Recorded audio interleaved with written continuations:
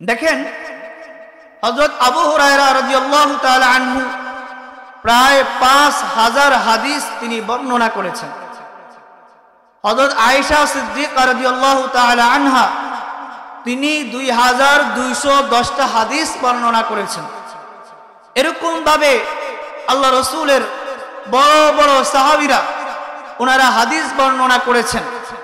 ওনারা হাদিসগুলো কিভাবে সংরক্ষণ হয়েছে, হাদিস সংরক্ষণ করার মুহাদ্দিসিনে কেরামরা উল্লেখ করেছেন 3 ভাবে হাদিস সংরক্ষণ করা হয়েছে। একভাবে হচ্ছে আপনার হাদিসের মুখস্থ করার ভাবে, অর্থাৎ হাদিসকে মুখস্থ রেখে হাদিস সংরক্ষণ করা হয়েছে, হিফজুল হাদিস। 2 নাম্বার, হাদিস সংরক্ষণ করেছেন আমল বিল হাদিস, আমল করার মাধ্যমে সাহাবায়ে কেরাম রাদিয়াল্লাহু তাআলা আনহুম আজমাইনদের হাদিস সংরক্ষণ করেছেন। 3 নাম্বার, কিতাবাতুল হাদিস, হাদিসকে লেখার মাধ্যমে সাহাবায়ে কেরাম রাদিয়াল্লাহু তাআলা আনহুম আজমাইন ওনারা সংরক্ষণ করেছেন। তাহলে সাহাবায়ে কেরামের যুগ থেকে 3 ভাবে হাদিস সংরক্ষণ করার ইতিহাস পাওয়া যায়।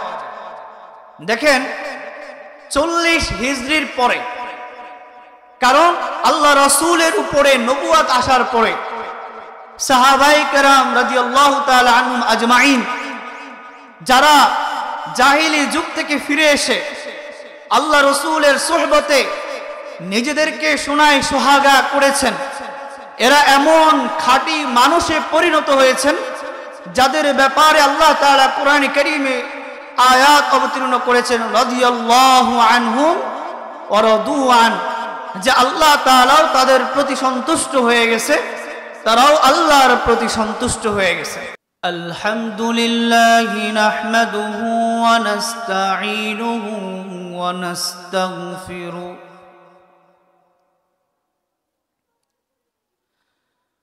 ونؤمن به ونتوكل عليه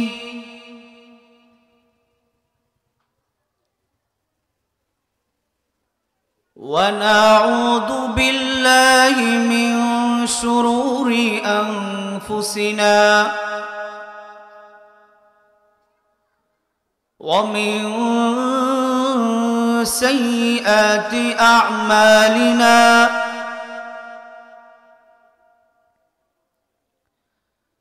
من يهده الله فلا مضل له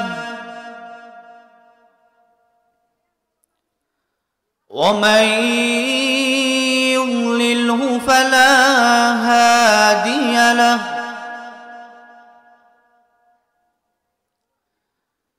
ونشهد أن لا إله إلا الله وحده لا شريك له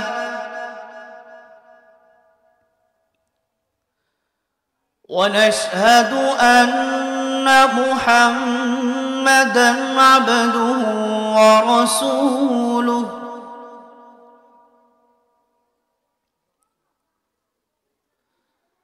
أما بعد فأعوذ بالله من الشيطان الرجيم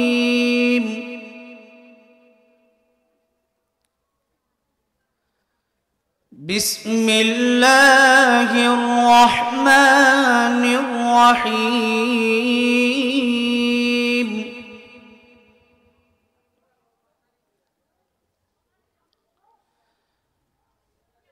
وما ينطق عن الهوى إن هو إلا وحي يوحى وقال تعالى يا أيها الذين آمنوا أطيعوا الله وأطيعوا الرسول ولا تبطلوا أعمالكم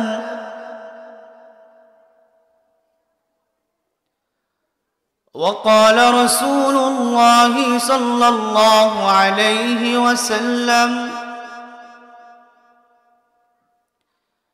تركت فيكم أمرين لن تضلوا ما تمسكتم بهما كتاب الله وسنة رسوله صدق الله العظيم وصدق رسوله النبي الكريم ونحن على ذلك لمن الشاهدين والشاكرين والحمد لله رب العالمين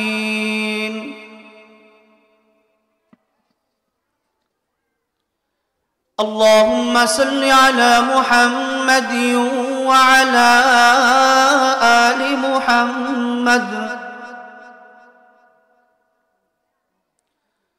كما صليت على إبراهيم وعلى آل إبراهيم إنك حميد مجيد اللهم بارك على محمد وعلى آل محمد كما باركت على إبراهيم وعلى آل إبراهيم إنك حميد مجيد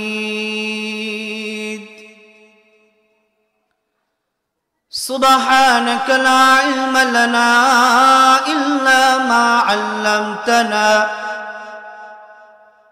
إنك أنت العليم الحكيم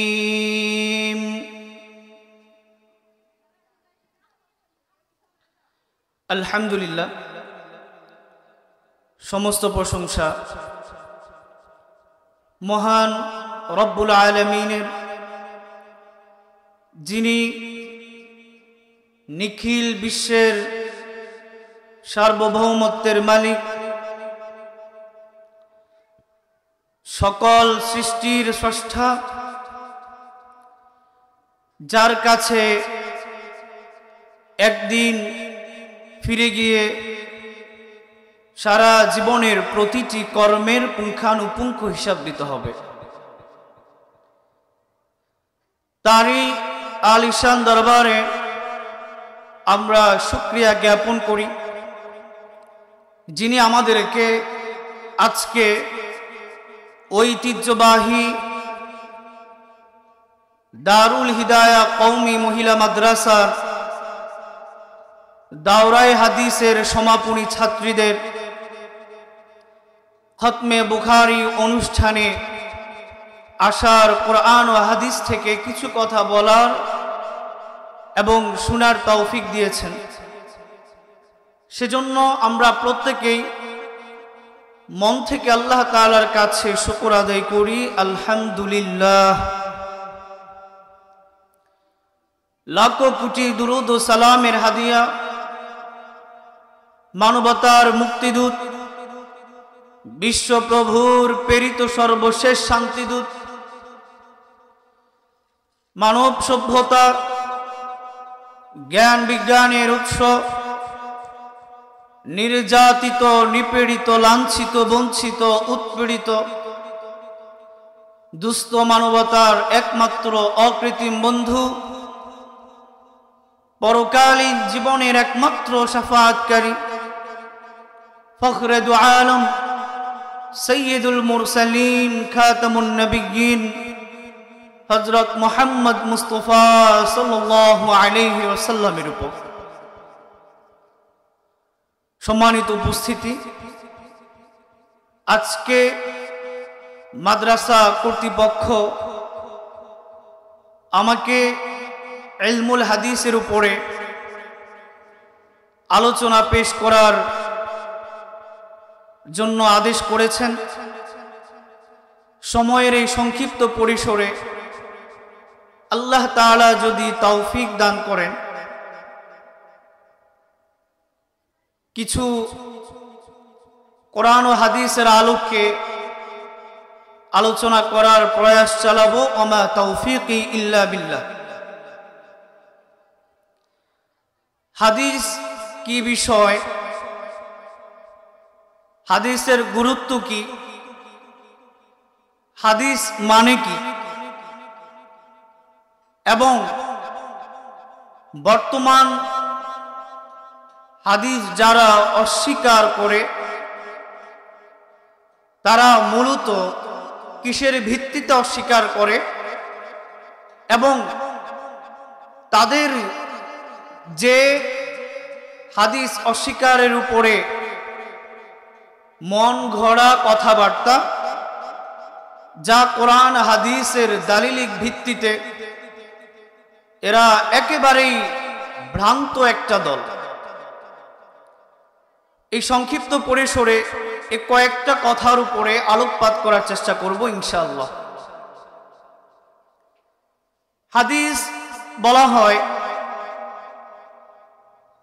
সোজা কথায় আল্লাহ রাসূল সাল্লাল্লাহু আলাইহি ওয়াসাল্লাম যা কিছু বলেছেন এবং তিনি যা কিছু করেছেন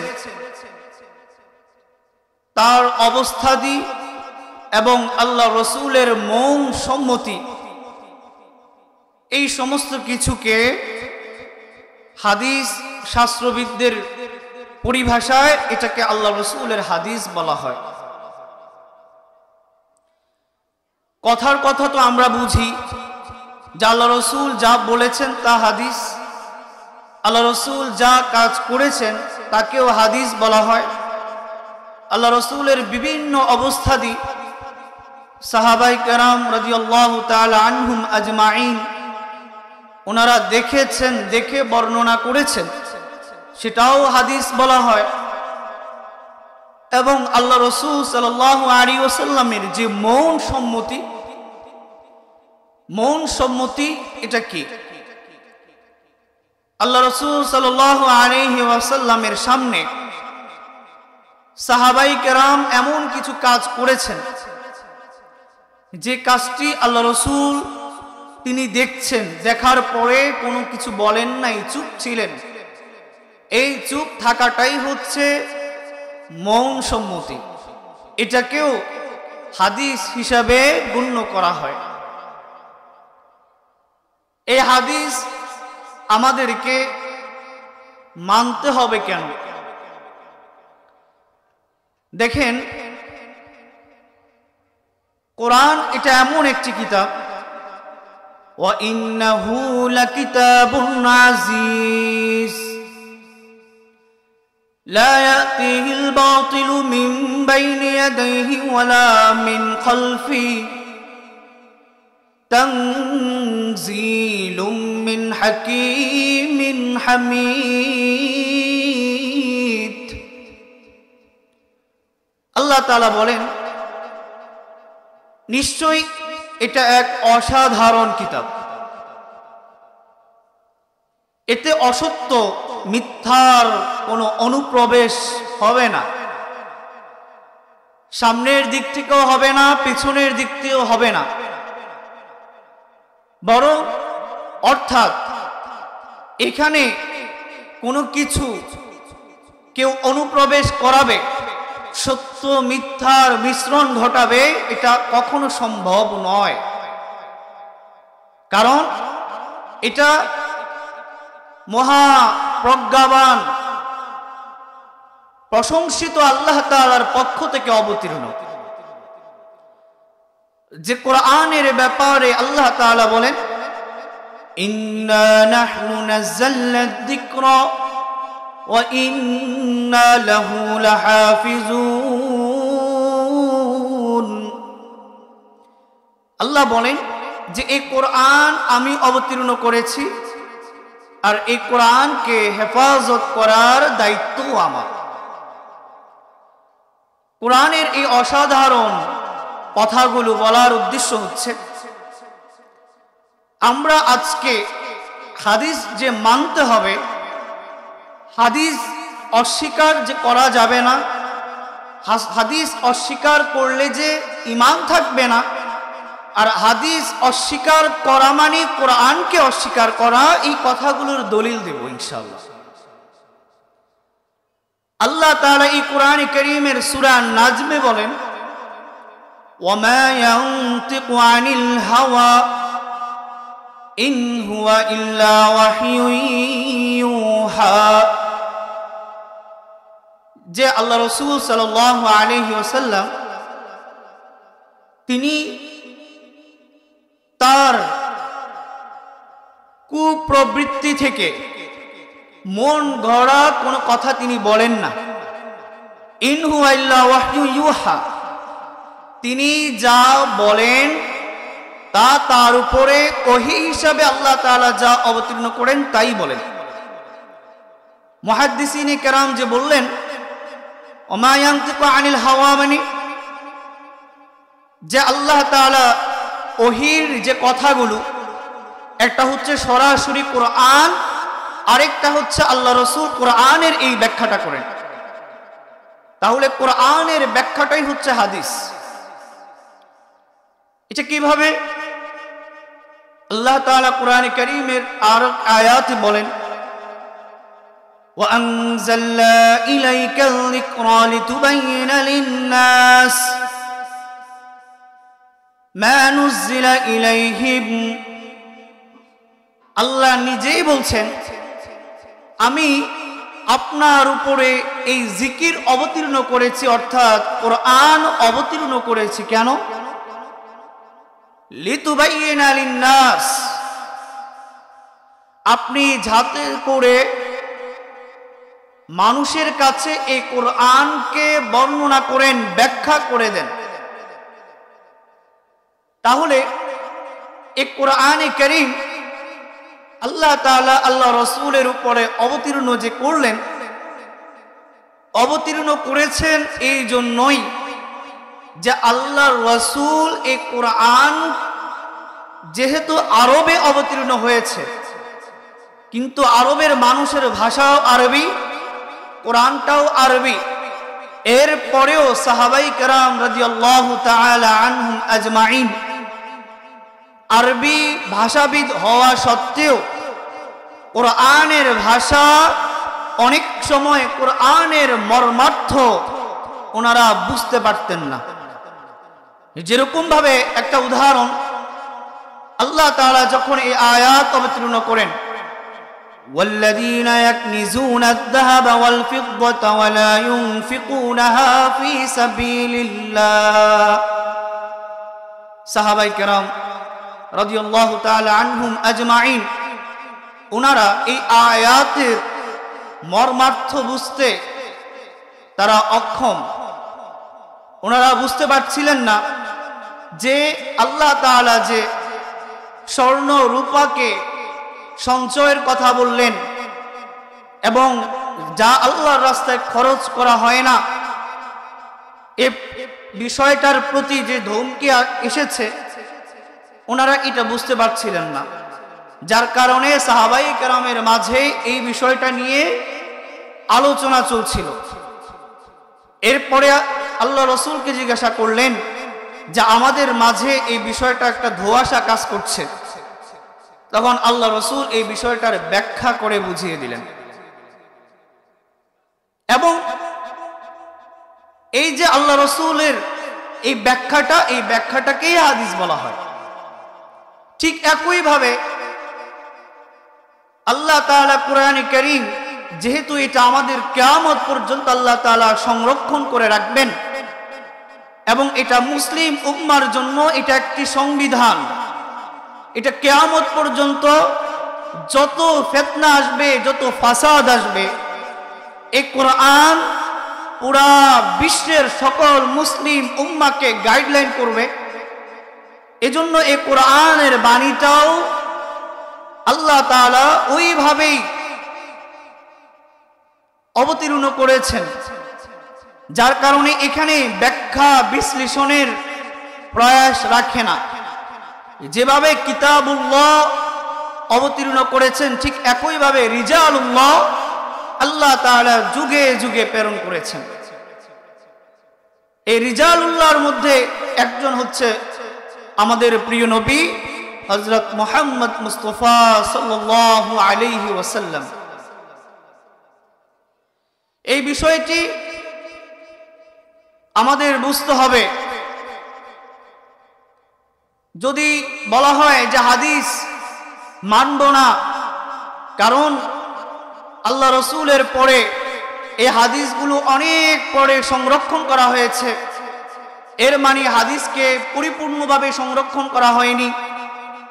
এবং আল্লাহ তাআলা কোরআনের ব্যাপারে বলেছেন কোরআনকে তিনি হেফাজত করবেন। হাদিসের ব্যাপারে আল্লাহ তাআলা কোনো ধরনের চ্যালেঞ্জ গ্রহণ করেননি, এই জন্য হাদিস মানা যাবে না। এই কথাটা একেবারে ভ্রান্ত কথা এবং সম্পূর্ণ মূর্খতা। বরং এরা ইহুদি খ্রিস্টানের দালালি করে মানুষের মধ্যে বিভ্রান্তি ছড়ানোর জন্য, ইসলামকে মানুষের মাঝে হালকা করে দেওয়ার জন্য কোরআন থেকে হাদিস থেকে বিমুখ করে মানুষদেরকে কাফের মুশরিক করার পায়তারা করতেছে। এমন ভ্রান্ত যারা নিজেদেরকে আহলুল কোরআন দাবি করে। আহলুল কোরআন এটা অনেক বড় একটা কথা। যে কেউ আহলুল কোরআনের দাবিদার এটা কখনো হতে পারে না। কেউ যদি বলে আমি কোরআন মানি হাদিস মানি না, আমরা এতক্ষণ যে আলোচনা করছি এবং সামনে কোরআন থেকে যে দলিলগুলো পেশ করব, একটু মনোযোগ সহকারে শুনবো ইনশাআল্লাহ, বুঝতে পারবেন এরা যদি বলে আমরা হাদিস মানি না, পরক্ষণে এরা কোরআনও মানে না। দেখেন কোরআনে আল্লাহ তাআলা নামাজের কথা বলেছেন, সেটা একেবারে সংক্ষিপ্তভাবে। কিভাবে? ওয়া আকিমুস সালাতা ওয়া আতুজ যাকাহ, যে তোমরা নামাজ কায়েম করো, যাকাত আদায় করো। অন্যত্র বলেছেন ওয়া আকিমিস সালাতা তারাফাইন নাহার ওয়া যুলাফান মিনাল লাইল। আল্লাহ তাআলা আমভাবে সাধারণভাবে নামাজ কায়েমের কথা বললেন, যাকাত আদায়ের কথা বললেন। এখন আমরা নামাজ কায়েম করব, ঠিক নামাজ আমরা কিভাবে পড়ব, কত রাকাত নামাজ পড়ব, ফজরের নামাজ কত রাকাত, জোহরের নামাজ কত রাকাত, আসরের নামাজ কত রাকাত, মাগরিব এশা কত রাকাত, এটা তো কোরআনে উল্লেখ নেই। ঠিক একইভাবে কিভাবে হাত উত্তোলন করব, কিভাবে হাত বাঁধবো, আমরা কিভাবে রুকুতে যাব, কিভাবে আমরা সিজদা করব, এই কথাটা তো কোরআনে সম্পূর্ণ বিস্তারিত বর্ণনা নেই। কোরআনে আল্লাহ শুধু অর্ডার করেছেন, আমর করেছেন, আদেশ করেছেন যে নামাজ কায়েম করো। এখন যারা হাদিস মানতে চায় না, হাদিস যদি না মানে, তাহলে আপনি নামাজ কায়েম করবেন কিভাবে? কোরআনের দলিল দিয়ে, শুধুমাত্র কোরআনের উপরে ভিত্তি করে, হাদিস বর্ণনা ছাড়া আপনি নামাজের নিয়ম নীতি দেখাবেন কিভাবে? দেখেন কেমন সূক্ষ্ম পায়তারা চলছে। হাদিসকে অস্বীকার করা নামাজের মতো এমন একটা গুরুত্বপূর্ণ ইবাদত, যে ইবাদতের ব্যাপারে আল্লাহ রাসূল বলেন قال رسول الله صلى الله عليه وسلم أول ما يحاسب به العبد يوم القيامة الصلاة কাল কিয়ামতের দিন সর্বপ্রথম নামাজের হিসাব নেওয়া হবে। এখন আমি আর আপনি যদি হাদিস না মানি, আমরা যদি যুক্তি দাঁড় করাই যে কোরআনের হেফাজতের দায়িত্ব আল্লাহ তাআলা নিয়েছেন, হাদিসের হেফাজতের দায়িত্ব তো আল্লাহ তাআলা নেন নাই, তাহলে আমরা হাদিস মানতে রাজি নই, নাউজুবিল্লাহ। তাহলে আপনি নামাজের মতো এমন একটা গুরুত্বপূর্ণ ইবাদত, যে ইবাদতের ব্যাপারে আল্লাহ তাআলা কাল কিয়ামতের দিন সর্বপ্রথম আপনার কাছে হিসাব চাইবে। তাহলে এটা একটা তাদের ভুল কথা, যা আমরা হাদিস মানতে চাই না। হাদিস সংরক্ষণ করা হয়নি, এটাও একটা ভুল কথা। কেন? দেখেন, সাহাবায়ে কেরাম রাদিয়াল্লাহু তাআলা আনহুম আজমাইনের যুগ থেকেও হাদিস সংরক্ষণের ইতিহাস পাওয়া যায়। অনেক সাহাবায়ে কেরাম রাদিয়াল্লাহু তাআলা আনহুম আজমাইন, ওনারা শুধুমাত্র সিনায় হাদিস সংরক্ষণ করেন নাই, ওনারা লেখার মাধ্যমেও হাদিস সংরক্ষণ করেছেন।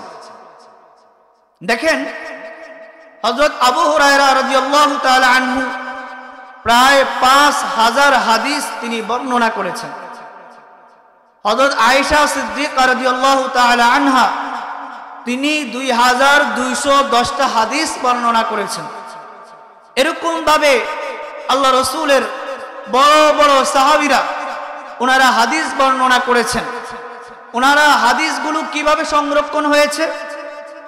হাদিস সংরক্ষণ করার মুহাদ্দিসিনে কেরামরা উল্লেখ করেছেন 3 ভাবে হাদিস সংরক্ষণ করা হয়েছে। একভাবে হচ্ছে আপনার হাদিসের মুখস্থ করার ভাবে, অর্থাৎ হাদিসকে মুখস্থ রেখে হাদিস সংরক্ষণ করা হয়েছে, হিফজুল হাদিস। 2 নাম্বার, হাদিস সংরক্ষণ করেছেন আমল বিল হাদিস, আমল করার মাধ্যমে সাহাবায়ে কেরাম রাদিয়াল্লাহু তাআলা আনহুম আজমাইনদের হাদিস সংরক্ষণ করেছেন। 3 নাম্বার, কিতাবাতুল হাদিস, হাদিসকে লেখার মাধ্যমে সাহাবায়ে কেরাম রাদিয়াল্লাহু তাআলা আনহুম আজমাইন ওনারা সংরক্ষণ করেছেন। তাহলে সাহাবায়ে কেরামের যুগ থেকে 3 ভাবে হাদিস সংরক্ষণ করার ইতিহাস পাওয়া যায়। দেখেন, 40 হিজরির পরে, কারণ আল্লাহ রাসূলের উপরে নবুয়ত আসার পরে সাহাবায়ে কেরাম রাদিয়াল্লাহু তাআলা আনহুম আজমাইন, যারা জাহিলি যুগ থেকে ফিরে এসে আল্লাহ রাসূলের সুহবতে নিজেদেরকে সোনায় সোহাগা করেছেন, এরা এমন খাঁটি মানুষে পরিণত হয়েছেন যাদের ব্যাপারে আল্লাহ তাআলা কোরআন কারীমে আয়াত অবতীর্ণ করেছেন, রাদিয়াল্লাহু আনহুম ওয়া রাদু আন, যে আল্লাহ তাআলাও তাদের প্রতি সন্তুষ্ট হয়ে গেছে, তারাও আল্লাহর প্রতি সন্তুষ্ট হয়ে গেছে। এমন ব্যক্তি যাদের ব্যাপারে 10 জন এমন বড় বড় সাহাবায়ে কেরাম আছেন যাদের ব্যাপারে দুনিয়া থাকতেই মৃত্যুর আগে জান্নাতের সার্টিফিকেট দেওয়া হয়েছে। এমন সব ব্যক্তিরা আল্লাহ রাসূলের হাদিসের মধ্যে ভুল অথবা কোন ধরনের মিথ্যা অনুপ্রবেশ করবে, এটা কখনো ধারণাও করা যায় না। কিন্তু এরপরেও দেখেন হাদিসের কিভাবে সংরক্ষণ করা হয়। মুহাদ্দিসিনে কেরামরা বলেন 40 হিজরির পর থেকে যখন আস্তে আস্তে মানুষের মাঝে শীতলতা দেখা দেয়, মানুষের মাঝে একটু একটু দিন থেকে সরে যাওয়ার প্রবণতা দেখা যাচ্ছে, আল্লাহ রাসূল সাল্লাল্লাহু আলাইহি ওয়াসাল্লাম দুনিয়া থেকে চলে গেছেন, তখন কেউ যখন হাদিস বর্ণনা করত, আল্লাহ রাসূল সাল্লাল্লাহু আলাইহি ওয়াসাল্লামের সাহাবায়ে কেরাম এবং সাহাবায়ে কেরামদেরকে যারা দেখেছেন তাবেঈ, তাদেরকে যারা দেখেছেন তাবেঈ, ওনারা প্রত্যেকেই যখন কেউ বলতো ক্বালা রাসূলুল্লাহ সাল্লাল্লাহু আলাইহি ওয়াসাল্লাম, প্রত্যেকে তার দিকে বড় বড় চোখ করে তাকাতো, দেখি এই লোকটা রাসূলের কথা বলে কি বলতে চায়। প্রত্যেকেই তার কথাটা শুনতো। সে যখন হাদিস বর্ণনা করত, তাবেঈরা মুহাদ্দিসিনে কেরামরা তাবেঈ জিজ্ঞাসা করত তুমি যে আল্লাহর রাসূলের নাম নিয়ে এই কথাটা বলছো, তুমি এই হাদিসটা কার থেকে শুনেছো? তখন সে যদি বিশুদ্ধ সনদের কথা উল্লেখ করত এবং বলে সাহাবায়ে কেরাম পর্যন্ত হাদিসের সনদ বলতো, চেন বলতো, তখন ওই সাহাবী যদি দুনিয়াতে বেঁচে থাকতেন, ওনাকে জিজ্ঞাসা করতেন যে এই তাবেঈ আপনার সনদ টেনে এই হাদিসটা উল্লেখ করেছেন, আপনি কি তাকে এই হাদিসটা উল্লেখ করেছেন কিনা? এই কথাটা তখন সাহাবায়ে কেরামকে জিজ্ঞাসা করতে পারতেন তারা সরাসরি। সাহাবায়ে কেরাম যদি বলতেন হ্যাঁ এই হাদিসটা আমি উল্লেখ করেছি, তখন আর সাহাবায়ে কেরামের মধ্যে আর এই কথাটা তারা জিজ্ঞাসার প্রয়োজন নাই যে এই সাহাবী আল্লাহ রাসূল থেকে হাদিস শুনেছেন কিনা। কারণ কোন সাহাবীর ব্যাপারে এই কথা বলা যায় না যে এই সাহাবী মিথ্যা বলছে, নাউযুবিল্লাহ। হাদিস মিথ্যা বানোয়াট বলার ব্যাপারে আল্লাহ রাসূল সাল্লাল্লাহু আলাইহি ওয়াসাল্লাম 1400 বছর আগেই উম্মাহকে সতর্ক করে গেছেন। আল্লাহ রাসূল বলেন বাল্লিগু আন্নি ওয়ালাউ আয়া, যে আমার পক্ষ হতে একটি আয়াত হলেও তোমরা পৌঁছায়া দাও। বুখারী শরীফের riwayat, আল্লাহ রাসূল বলেন মান কাযাবা আলাইয়া মুতাআম্মিদান ফালইয়াতাবাওয়া মাকআদাহু মিনান নার, যে ব্যক্তি আমার উপরে ইচ্ছাকৃতভাবে কোনো মিথ্যা রচনা করবে, আমি যে হাদিস বর্ণনা করিনি, সে আমার নামের বরাত দিয়ে বলে এই হাদিসটি আমি বর্ণনা করেছি, সে যেন তার ঠিকানাকে জাহান্নাম করে নিল। নবী রাহিমাহুল্লাহ দেখেন, ওনারা হাফিজুল হাদিস ছিলেন, ওনারা আসমাউর রিজাল নামক কিতাব ওনারা রচনা করে দেখিয়ে দিয়েছেন পৃথিবীর ইতিহাসে এমন কোন জ্ঞান আপনি পাবেন না যে জ্ঞানের ব্যাপারে এই পরিমাণ পরীক্ষা নিরীক্ষা হয়েছে যে এই কথাটা কে বলেছে, এটা কার কথা, লোকটা কেমন, এমন যাচাইয়ের ইতিহাস কোন জ্ঞানের ব্যাপারে পাবেন না। একমাত্র যদি পান কোরআন আর হাদিসের ব্যাপারে এমন জ্ঞান, এমন পরীক্ষা নিরীক্ষা, এটা আমরা খুঁজে পাই। মুহাদ্দিসিনে কেরামরা একজন ব্যক্তি থেকে হাদিস সংরক্ষণের ক্ষেত্রে বহু কিছু তারা খেয়াল করতেন। কোথাও যদি সনদে আলা বর্ণনা হতো, ওই সমস্ত তাবেঈ তাবেঈ মুহাদ্দিসিনে কেরাম রাহিমাহুমুল্লাহ ওনারা পায়ে হেঁটে মাইলকে মাইল, এমনকি দেশকে দেশ পর্যন্ত সফর করেছেন। ওনারা সফর করে একজন মুহাদ্দিসিনের কথা পাওয়া যায়, উনি একবার একটি আলা সনদের হাদিস সংরক্ষণ করার জন্য বহু মাইল দূরত্বে তিনি সফর করে গেলেন। সফর করে যাওয়ার পরে যার থেকে তিনি হাদিস বর্ণনা করবেন, উনার বাড়িতে অবস্থান করার পরে দেখছেন এই লোকটা তার আস্থা বলে একটা ঘোড়া ছিল, এই ঘোড়াটাকে ধরার জন্য একটা বালতিতে খাবার নাই, কিন্তু ঘোড়াটাকে সে বালতিটাকে কাত করে ডাকতেছে, খাবার দেওয়ার ভান করে, নাটক করে, যেন ঘোড়াটা খাবারের প্রতি লোভনীয় হয়ে সে তার কাছে আসে, এরপরে সে সেটাকে ধরবে। কিন্তু ওই মুহাদ্দিস যিনি তার থেকে হাদিস রওয়ায়াত করার জন্য গেলেন, তিনি যখন দেখলেন তার বালতিতে খাবার নাই, কিন্তু ঘোড়াকে কাছে টেনে ধরার জন্য একটা পায়তারা কৌশল অবলম্বন করছে, তখন তিনি সেখান থেকে ফিরে যাচ্ছিলেন। তখন ওই লোকটা যিনি হাদিস তার কাছে আসে, উনি জিজ্ঞাসা করলেন যে তুমি তো আসছো আমার কাছ থেকে হাদিস রওয়ায়াত করার জন্য, এখন তুমি আমার কাছ থেকে হাদিস রওয়ায়াত না করে চলে যাচ্ছ কেন, কারণ কি? তখন তিনি উত্তর দিলেন যে আপনি আল্লাহ তাআলার একজন মাখলুকের একটা ঘোড়ার সাথে যদি আপনি এরকম বেঈমানি করতে পারেন, তাহলে আপনি আল্লাহর রাসূলের হাদিস নিয়েও আপনি কৌশল অথবা কোনো ধরনের লুকোচুরি পায়তারা করতে পারেন, অসম্ভব কিছু নয়। কারণ আপনি একজন মাখলুকের প্রতি দয়া করেন নাই, আপনি হাদিস সংরক্ষণের প্রতি কতটুকু যত্নবান এই ব্যাপারে প্রশ্ন জাগে, এজন্য আমি আপনার কাছ থেকে হাদিস বর্ণনা করব না। তাহলে বিষয়টা বুঝে দেখেন, হাদিস সংরক্ষণের ক্ষেত্রে মুহাদ্দিসিনে কেরামরা কি পরিমাণ যত্নশীল ছিলেন। আমরা এই কথাটার সময় খুবই সংক্ষিপ্ত, দুই একটা দলিল কোরআনে কারীম থেকে পেশ করতে চাই।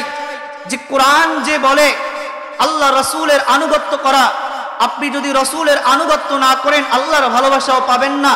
আর রসুলের আনুগত্য করতে হলে আপনাকে হাদিস মানতেই হবে, এই ছাড়া বিকল্প আর কোনো পথ নাই। কারণ আল্লাহ তাআলা কোরআনে কারীমে বলেন, কুল ইন কুনতুম তুহিব্বুনাল্লাহ ফাত্তাবিউনি ইউহিব্বুকুমুল্লাহু ওয়া ইয়াগফির লাকুম যুনুবাকুম। হে নবী, আপনি বলুন, যদি তোমরা আল্লাহ তাআলাকে ভালোবাসতে চাও তাহলে আমার আনুগত্য করো, আর যে ব্যক্তি আমার আনুগত্য করবে তাকে আল্লাহ তাআলা ভালোবাসবেন এবং তার সমস্ত গুনাহ আল্লাহ তাআলা ক্ষমা করে দিবেন। এখন আল্লাহ রসুলের আনুগত্য, আপনি তো আল্লাহ রসুলের হাদিস ছাড়া অসম্ভব আনুগত্য করা। শুধু এই জায়গায় নয়, দেখেন আল্লাহ তাআলা তার নবীকে ওমা আরসালনাকা ইল্লা রাহমাতাল লিল আলামিন, আল্লাহ তাআলা বলেন যে আমি আপনাকে বিশ্ব জগতের রহমত হিসাবে প্রেরণ করেছি। তাহলে এই কোরআন আল্লাহ তাআলা আল্লাহ রসুলের উপরে অবতীর্ণ করেছেন। এই কোরআন মাখলুকের জন্য, বান্দার জন্য বুঝা বড় কঠিন। এই জন্য রসুলের মাধ্যমে এটা উম্মতের কাছে ব্যাখ্যা বিশ্লেষণের মাধ্যমে যেন বুঝিয়ে দিতে পারে, এই জন্যই রসুল। আর তিনি যে ব্যাখ্যা করবেন এটাই হাদিস। আল্লাহ তাআলা কোরআনে কারীমে আরেক জায়গায় বলেন আমরা কেন রাসূলের আনুগত্য করব না। দেখেন, লাকাদ কানা লাকুম ফি রাসূলিল্লাহ উসওয়াতুন হাসানা। আল্লাহ তাআলা বলেন যে আমি তোমাদের জন্য রাসূলের মধ্যে উত্তম আদর্শ রেখেছি। তাহলে রাসূলের মধ্যে উত্তম আদর্শ, এটা আল্লাহ তাআলা কোরআনে কারীমে বলছেন। তাহলে যে সমস্ত ভ্রান্ত ফেরকা বলে যে আমরা হাদিস মানি না কোরআন মানি, আপনি যদি কোরআন মানতে যান তাহলে এই কোরআনের আয়াতগুলোর কি ব্যাখ্যা করবেন? আল্লাহ তো বলছেন যে এই কোরআনে আমি বলে দিচ্ছি যে রাসূলের আনুগত্য যারা করবে, আর রাসূলের মধ্যে আমি উত্তম আদর্শ রেখেছি। তাহলে রাসূলের হাদিস ছাড়া আপনি রাসূলের উত্তম আদর্শ গ্রহণ করার সুযোগ কোথায়? আল্লাহ তাআলা কোরআনে কারীমে আরো বলে, কুল আতিউল্লাহ ওয়া আতিউর রাসূল, হে নবী আপনি বলুন তোমরা আল্লাহ এবং তার রাসূলের আনুগত্য করো। তাহলে আপনি এই আয়াতের ব্যাখ্যা কি করবেন? আল্লাহ তাআলা আরো বলেন, ইয়া আইয়ুহাল্লাযীনা আমানু আতিউল্লাহ ওয়া আতিউর রাসূল ওয়া উলিল আমরি মিনকুম, হে ঈমানদারেরা তোমরা আল্লাহ এবং তার রাসূলের আনুগত্য করো এবং উলুল আমরের আনুগত্য করো।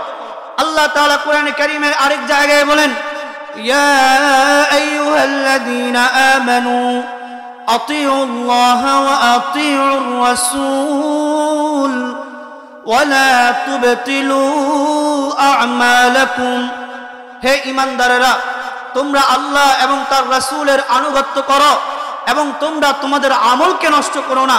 তাহলে দেখা যাচ্ছে আপনি আল্লাহর আনুগত্য যদি না করেন, রাসূলের আনুগত্য যদি না করেন, যদি দাবি করেন কোরআন মানি হাদিস মানি না, তাহলে আপনি যতই কোরআন মানেন এটা আপনার মুখের দাবি হলেও পক্ষান্তরে দেখা যাচ্ছে আপনি কোরআনের বহু সংখ্যক আয়াতকে আপনি অস্বীকার করছেন এবং এর মাধ্যমে আপনি আপনার আমলকে নষ্ট করে দিচ্ছেন। আল্লাহ তাআলা আরেক জায়গায় বলেন, ওমা আতাকুমুর রাসূলু ফাখুযুহু ওয়া মা নাহাকুম আনহু ফান্তাহু। আল্লাহ তাআলা বলেন রাসূল তোমাদেরকে যা কিছু তোমাদের কাছে নিয়ে এসেছে তোমরা তা গ্রহণ করো এবং তোমাদেরকে যা গ্রহণ করতে নিষেধ করে তোমরা সেটাকে পরিত্যাগ করো। এই জায়গায় আল্লাহ তাআলা সরাসরি আমাদেরকে বুঝাচ্ছেন যে হাদিস আপনাকে মানতেই হবে। হাদিস যদি আপনি না মানেন তাহলে আপনার এই দিন পরিপূর্ণ আদৌ হবে না, কশিন কালেও এই দিনকে পরিপূর্ণ মানা সম্ভব হবে না। তাহলে আমার আজকের এই আলোচনা থেকে এই কথাটাই প্রমাণ করার চেষ্টা